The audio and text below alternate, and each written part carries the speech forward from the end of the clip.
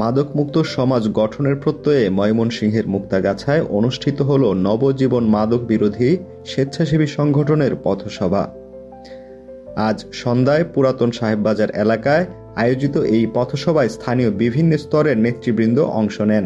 মাদকের বিরুদ্ধে সংগ্রাম চলবেই, এই প্রতিপাদ্যকে সামনে রেখে আজ সন্ধ্যা ৬টায় মুক্তাগাছা উপজেলার পুরাতন সাহেববাজার এলাকায় পথসভা আয়োজন করে মাদক বিরোধী স্বেচ্ছাসেবী সংগঠন নবজীবন সংগঠনের সাধারণ সম্পাদক আব্দুল্লাহ আল আমিন খানের সঞ্চালনায় অনুষ্ঠিত এ পথসভায় সভাপতিত্ব করেন সংগঠনের সভাপতি অ্যাডভোকেট মোহাম্মদ নাজমুল হক। অনুষ্ঠানে প্রধান অতিথি হিসেবে উপস্থিত ছিলেন নবজীবন সংগঠনের প্রধান উপদেষ্টা অধ্যক্ষ মোহাম্মদ শামীম।